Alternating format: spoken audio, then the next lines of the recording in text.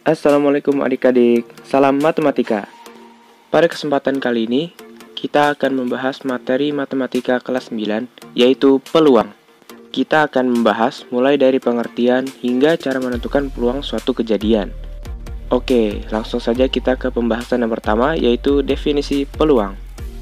Peluang adalah suatu nilai atau angka yang menunjukkan kemungkinan terjadinya suatu kejadian. Nah, sekarang adik-adik sudah tahu kan apa itu peluang? Sekarang, dalam menentukan peluang, kita akan menemukan ruang sampel dan titik sampel. Apa sih ruang sampel dan titik sampel itu? Ruang sampel adalah himpunan dari semua hasil percobaan yang mungkin terjadi. Sedangkan titik sampel adalah anggota yang ada di dalam ruang sampel. Oke, apa sih kegunaan ruang sampel dan titik sampel itu? Baiklah kalau begitu, silakan adik-adik perhatikan persoalan berikut ini. Sebuah dadu dilempar. Pada pelemparan pertama muncul sisi 3. Kemudian pada pelemparan kedua muncul sisi 1. Nah, pertanyaannya adalah peluang munculnya angka genap pada pelemparan selanjutnya adalah? Mari kita jawab bersama-sama. Diketahui bahwa dadu memiliki 6 sisi, yaitu sisi 1, 2, 3, 4, 5, dan 6. Sisi-sisi tersebut yang dinamakan dengan ruang sampel, sedangkan sisi 1, 2, 3, 4, 5, atau 6 masing-masing adalah titik sampel.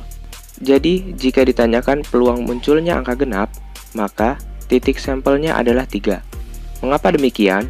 Karena angka genap pada dadu yaitu 2, 4, dan 6, dan ruang sampelnya sudah pasti 6, karena dadu memiliki 6 sisi.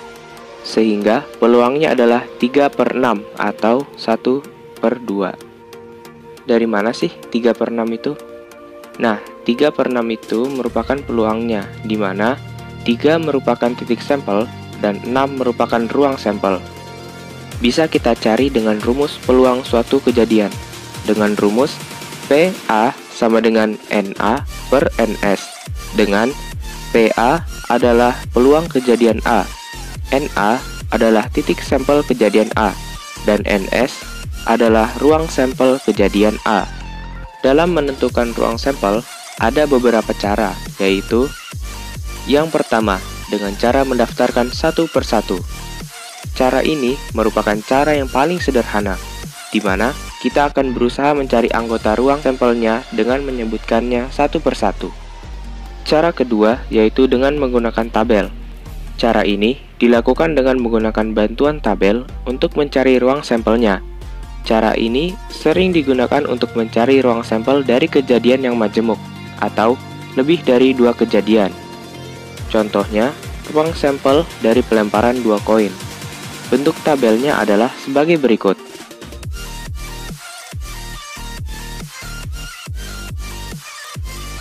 Dalam tabel tersebut dimisalkan sisi angka dengan huruf A, sisi gambar dengan huruf G, dengan koin pertama pada sisi vertikal ke bawah, sedangkan koin pertama pada sisi horizontal. Terlihat bahwa jika muncul sisi A pada koin pertama dan muncul juga sisi angka pada koin kedua, maka didapatkan titik sampel A, A, dan seterusnya. Sehingga didapatkan ruang sampelnya A dan A, kemudian A dan G, kemudian G dan A, dan yang terakhir adalah G dan G. Nah, jadi adik-adik sudah paham kan mengenai titik sampel dan ruang sampel? Baiklah kalau begitu, kita lanjut lagi. Nilai peluang suatu kejadian dapat dicari dengan membagi titik sampel dengan ruang sampel, sehingga dapat disimpulkan bahwa peluang suatu kejadian bernilai antara 0 dan 1, atau dapat dinotasikan dengan 0 kurang dari sama dengan PA atau kejadian, kurang dari sama dengan 1. Mengapa nilai peluang kejadian antara 0 dan 1? Karena apabila nilai PA sama dengan 0, maka dapat diartikan bahwa kejadian A sangat mustahil untuk terjadi.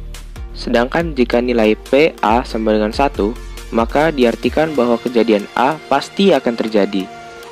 Contoh kejadian yang mustahil, yaitu matahari terbit dari barat dan manusia bertelur. Contoh kejadian yang pasti terjadi, yaitu matahari terbit dari timur dan terjadinya malam dan siang hari. Nah, gimana nih adik-adik? Sudah mengerti kan tentang peluang? Mungkin cukup sekian video penjelasan dari kakak. Semoga adik-adik bisa memahami, mempelajarinya, serta mengaplikasikannya. Kurang lebihnya mohon maaf. Billahi taufiq wal hidayah. Wassalamualaikum warahmatullahi wabarakatuh. Selamat belajar adik-adik.